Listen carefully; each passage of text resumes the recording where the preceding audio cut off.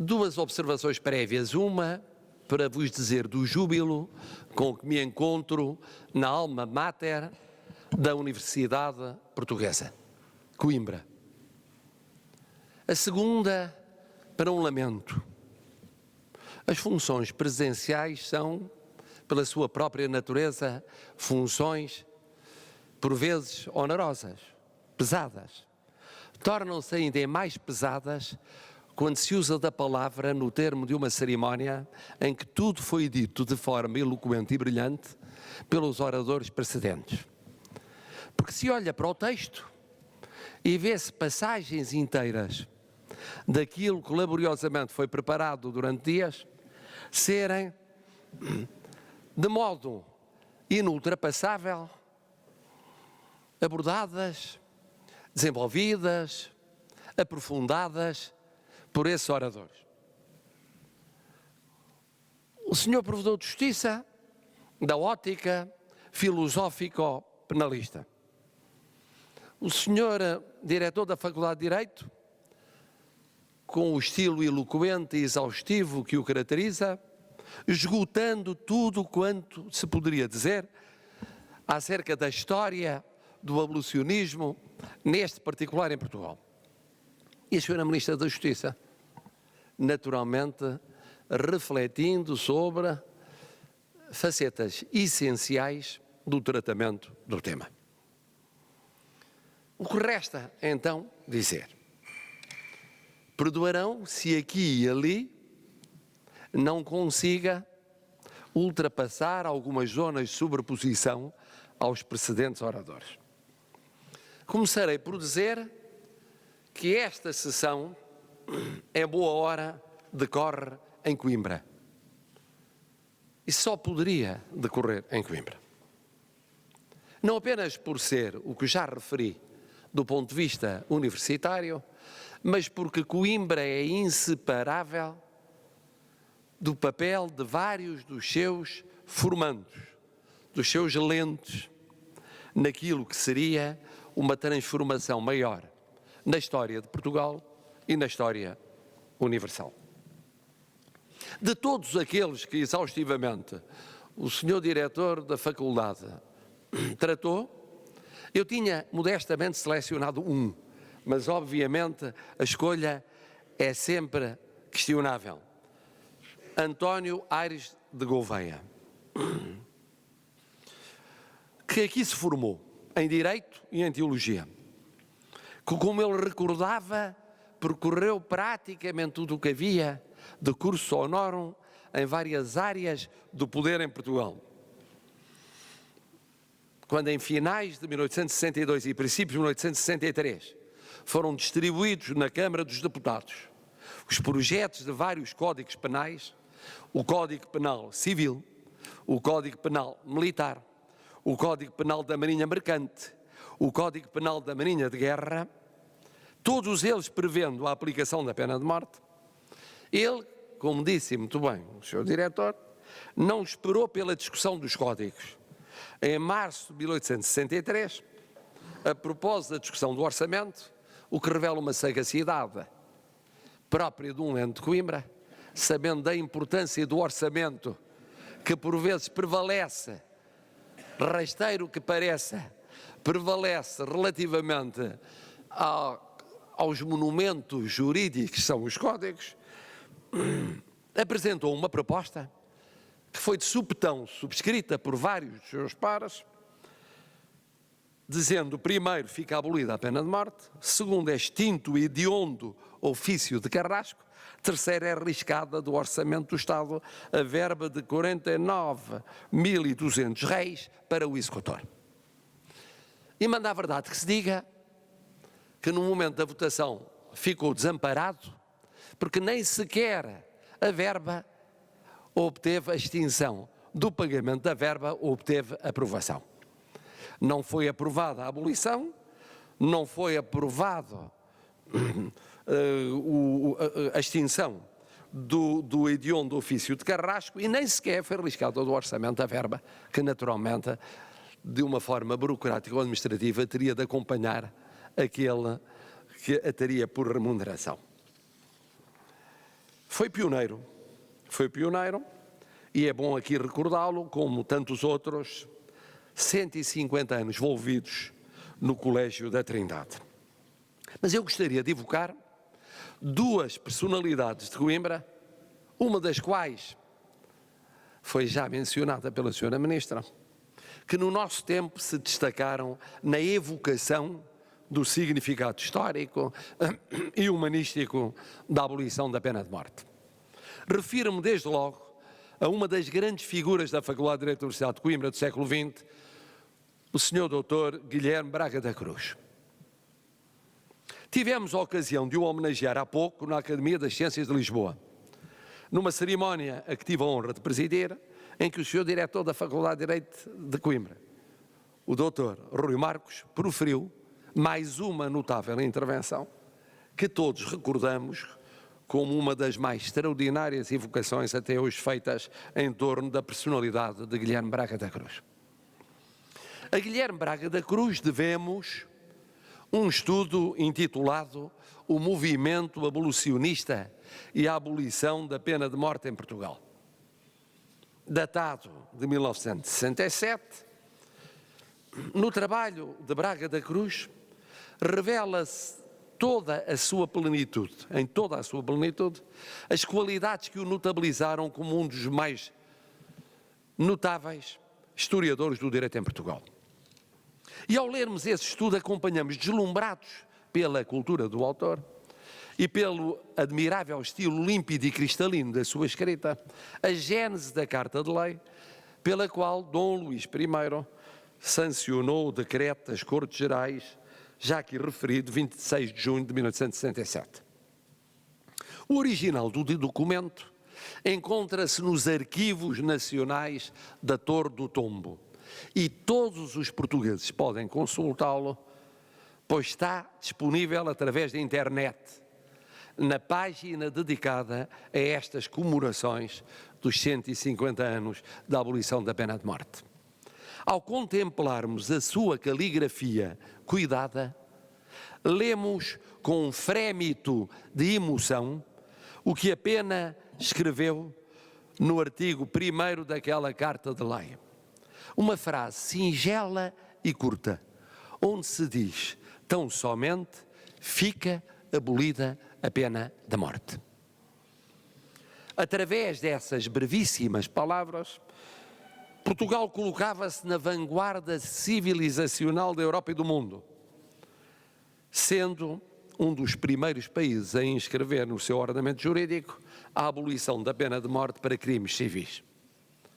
E não por acaso, recordou bem a Sra. Ministra, à Carta de Lei da abolição da pena de morte foi atribuída a marca do património europeu, uma iniciativa dos Estados-membros lançada em 2006 e que a partir de 2011 teve o envolvimento do Parlamento Europeu e do Conselho. O seu objetivo é sensibilizar os cidadãos para aquilo a que o historiador francês Pierre Nora chamou lieu de mémoire, lugares de memória, que tenham um papel significativo na história, na cultura e no desenvolvimento da União Europeia. Assim se compreende o relevo atribuído a nível europeu a este marco já da história de Portugal e, no seu tempo, da história universal. O exemplo de Portugal, aliás, mobilizou intelectuais, publicistas e legisladores de vários países da Europa logo naquela época. Proclamar princípios é ainda mais belo do que descobrir mundos, afirmou inflamado Vítor Hugo.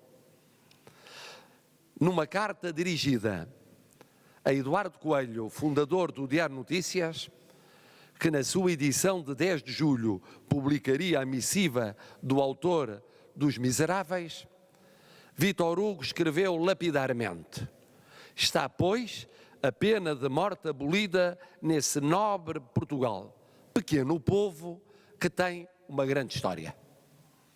Na verdade, e retomando a afirmação de Hugo, segundo a qual proclamar princípios é ainda mais belo do que descobrir mundos, o nosso país destacou-se quer como descobridor de mundos, quer como fundador e concretizador de princípios que alicerçam a civilização europeia e a projetam no universalismo dos seus valores matriciais. O respeito pelo outro, na sua existência irrepetível e na sua inalienável dignidade, constitui o cerne da abolição da pena de morte. E a segunda personalidade, também de Coimbra, o médico, poeta e homem de letras Miguel Torga, em 1967, teve a intervenção largamente citada pela senhora Ministra, mas sobrando para citação minha, ainda assim, esta passagem: celebrar o acontecimento é homenagear no presente uma grandeza de alma, um apogeu político, uma clarividência legislativa do passado e, ao mesmo tempo, fazer um apelo à consciência universal. Escrevia ele: nesta hora lúgubre, em que nem só por crimes reais há execuções nos visíveis ou invisíveis patíbulos do mundo. Nesta maldita hora de campos de concentração, de câmaras de gás, de bombas atómicas, de guerras sinistras, de massacres expeditivos, apelo ao respeito devido à nossa já dramática condição de mortais. A tragédia do homem, cadáver adiado, como lhe chamou Fernando Pessoa, não necessita de um remate extemporâneo no palco. É tensa bastante para dispensar um fim artificial gizado por magarefes, megalómanos, potentados, racismos e ortodoxias. Fim de citação. Como deputado constituinte, tive a honra e o ímpar privilégio de contribuir, com pouco mais de 20 anos de idade, para a gênese da Constituição de 1976, cujo artigo 24, número 2, determina, sem equívocos, em caso algum haverá pena de morte. A proibição da pena de morte constava, aliás, de vários projetos de Constituição, apresentados pelos partidos que concorreram ao sufrágio de 25 de abril de 1975. À semelhança do que sucedera em 1867, Portugal antecipava-se novamente num movimento de proscrição total da pena de morte, o qual, noutros países da Europa, só lograria consagração em anos subsequentes. Atualmente, a Carta dos Direitos Fundamentais da União Europeia, e à semelhança do que aconteceu desde a sua versão originária com a Constituição portuguesa que nos rege, é também inequívoca e absolutamente clara neste domínio. No seu artigo 2º, e após determinar que todos têm direito à vida, diz: ninguém pode ser condenado à pena de morte nem executado. O abolicionismo conflui, deste modo, com a identidade cultural europeia, naquilo que esta tem de mais profundo. Sabemos, recordou a senhora Ministra, que a pena de morte continua a ser aplicada em muitos países do mundo, incluindo em países do Ocidente, que integram a nossa matriz geocultural. Não precisamos citar estatísticas ou avançar números, porque basta a morte de um único ser humano para suscitar a nossa repulsa e motivar a nossa indignação. Assim, a abolição da pena de morte é ainda, passados estes 150 anos, um combate atual. Um ideal pelo qual devemos batalhar todos os dias com a força do nosso exemplo. E as comemorações do passado só fazem sentido se tiverem um propósito de presente e um projeto futuro. Celebrar a abolição da pena de morte é um imperativo histórico e ético, mas tem de ser também um ato pedagógico de cidadania, um gesto vocacionado para as gerações atuais e, sobretudo, para os mais jovens. Um gesto vocacionado para os muitos estados onde a pena de morte ainda é aplicada e para aqueles que pretendem restaurá-la, incluindo na Europa. E de igual modo uma proclamação da vida, do valor da vida, num tempo em que este valor é ameaçado por extremismos dos mais variados quadrantes. Comemorar o respeito pela vida humana, pela existência dos nossos semelhantes, é o sentido desta cerimónia hoje realizada em Coimbra. A todos vós, governantes, autoridades académicas, poder autárquico, professores, alunos, o meu profundo reconhecimento por promoverem ou participarem neste ato carregado de simbolismo e significado. Associei-me a esta cerimónia desde a primeira hora, na certeza de que, ao comemorarmos os 150 anos da abolição da pena de morte, e em especial ao fazê-lo nesta cidade de Coimbra, saldamos uma dívida para com os que nos precederam. E, ao mesmo tempo, reiteramos um princípio para as gerações atuais e futuras. Um princípio inscrito na nossa lei fundamental. Em caso algum haverá pena de morte. Em caso algum haverá pena de morte. É esse o ideal porque nos devemos bater hoje com a mesma coragem e determinação daqueles que há 150 anos fizeram com que aqui estejamos neste dia. Muito obrigado.